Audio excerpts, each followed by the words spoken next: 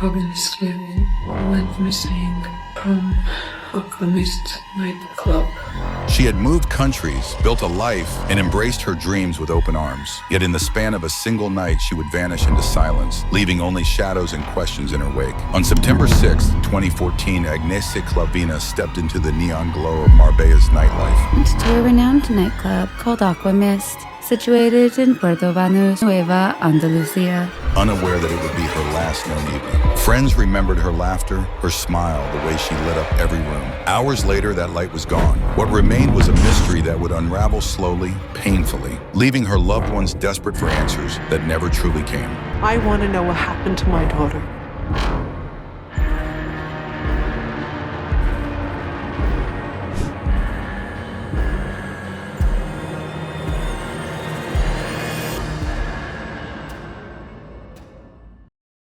Early life and dreams. Agnese Klavina was born on July 8, 1984, in Riga, Latvia. She was the second daughter of Daiga and Vladimir, and she grew up side by side with her older sister, Gunta. Their childhood was warm, filled with family love and the quiet comfort of togetherness. Agnese was remembered as lively and open-hearted, someone who found joy in meeting people and exploring new places. She carried beauty, but also a kindness that made her easy to love. As she grew older, Agnese longed for more than what her hometown could offer. In her 20s, she decided to move to London, searching for better work and a brighter future. There, she met Michael Millis, a businessman, and their connection quickly deepened into romance. For a time, it seemed like everything was falling into place. Agnese had hope, companionship, and the courage to chase her own path.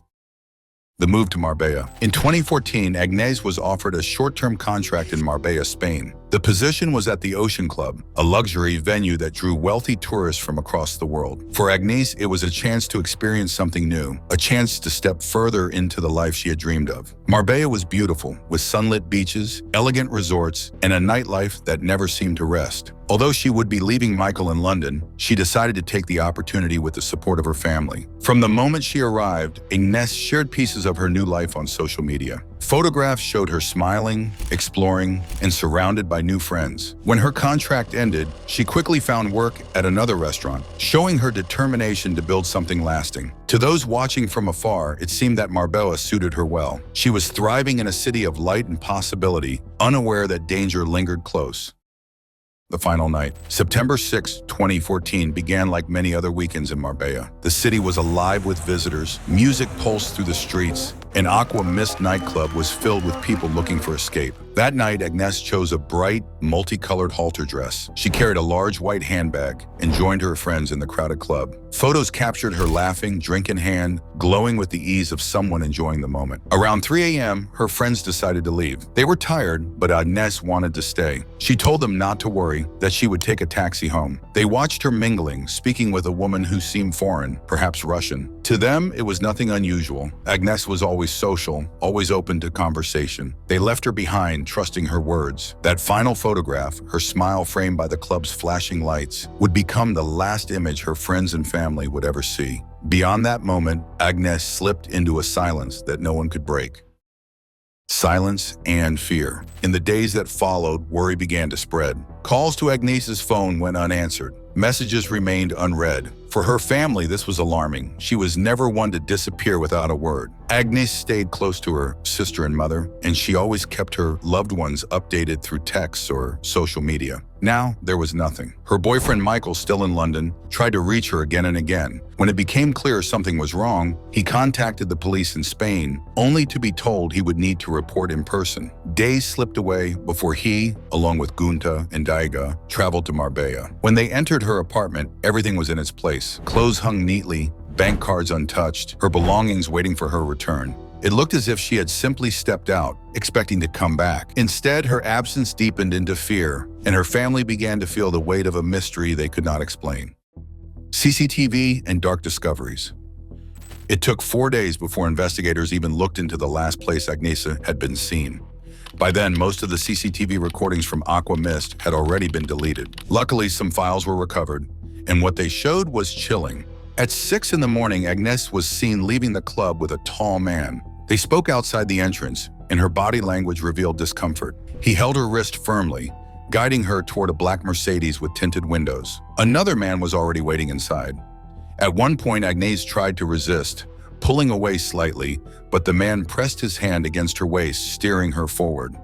As she sat inside, she leaned toward the door, as if trying to escape. The doorman standing nearby was handed money to close it. He pushed the door shut, and the car drove away into the night. Moments later, Agnese's phone was used briefly, then went silent forever. Those images, her unease, her attempt to leave, the door closing, became the last known record of her life. The investigation stalls. For Agnese's family, the wait for answers was unbearable. Days turned to weeks, and yet little information came from the authorities. A secrecy order was placed on the case, preventing police or court officials from speaking publicly. To those desperate for news, it felt like a wall had been built around the truth. 7 long months passed before the family learned what investigators already knew.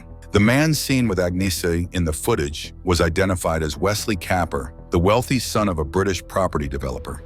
His companion was Craig Porter, a close friend.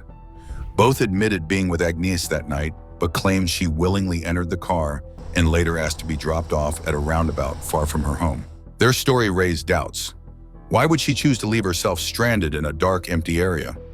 The explanation did not match the fear shown on camera. Still, without stronger proof, the investigation seemed frozen, leaving her loved ones trapped in uncertainty. The boat and the suitcase. Just days after Agnese was last seen, another piece of evidence surfaced. At a harbor in Puerto de la Duquesa, cameras recorded Wesley Capper and Craig Porter again. This time, they were not alone. 2 other men joined them as they boarded a motorboat owned by Wesley. In their hands was a large suitcase and what appeared to be a rolled-up carpet. The date was 4 days after Agnese vanished. When questioned, Wesley brushed it off. He claimed the suitcase contained nothing more than clothes, and the carpet was simply bedding for a planned trip to Ibiza. Investigators were not convinced. The boat later turned up in Cartagena, far up the coast, and police carried out forensic tests. DNA was found, but it did not match Agnese. A blonde hair was also discovered in the trunk of Wesley's car, though it could not be proven to be hers. Meanwhile, records showed Wesley had made multiple calls to emergency services that same morning, only to hang up each time. The trial and bitter outcome. It would take nearly 5 years before the case was brought before a court. In March 2019, Wesley Capper, Craig Porter, and the doorman, Siani Usman, stood trial. Each pleaded not guilty. Wesley admitted to drinking heavily and using drugs that night, but insisted Agnese had joined him by choice. He claimed he only held her waist because she was unsteady. Prosecutors disagreed. They argued the footage showed a woman resisting, not stumbling. They said she was pressured into the car and that the doorman helped by closing the door when she tried to leave. They asked for long sentences, up to 12 years, in compensation for her family. The defense dismissed these claims as speculation. They said there was no proof of what happened once Agnese left the car and no evidence of her death. When the verdict came, it was devastating. Wesley received just 2 years for coercion, Craig 6 months for assisting. Both avoided prison. The doorman was cleared. For Agnese's family, justice slipped further away. More crimes, no justice. The years after Agnese's disappearance revealed even more about the men last seen with her. In 2016, Wesley Capper struck a Bolivian woman, Fatima Dorado, at a pedestrian crossing while driving under the influence. He never stopped, choosing instead to continue his evening at a restaurant. Fatima later died, leaving behind 2 children she had worked tirelessly to support. Wesley admitted his guilt but avoided prison with a suspended 2-year sentence, easing his way through financial compensation. Craig Porter also returned to the headlines. He was arrested after a brutal carjacking in which 2 victims were forced from their vehicle and attacked before the car was set alight. Once again, serious punishment did not follow. By 2021, another turn came, and Wesley himself died of a stroke at just 44. Wesley Capper, the wealthy son of a British property developer, her 44-year age, today lies dead of stroke. His sudden death closed the door on any hope that he might ever face a harsher sentence for Agnese's disappearance. Craig faded into obscurity, while Agnese's family remained suspended in grief. With nobody, no answers, and no justice, they are left with only memories of the woman they loved and the heavy silence of questions that may never be answered. Agnese Klavina's story is more than a case file. She was a daughter, a sister, and a young woman with dreams still unfolding. Her laughter, her courage to start anew, her love for life. These remain in the hearts of those who knew her, yet her disappearance stands as a reminder of how quickly light can be taken and how justice can falter. No trace has ever been found, no clear truth revealed, but her name endures, carried by her family's grief and hope. In remembering her, the silence becomes a voice that asks never to be forgotten.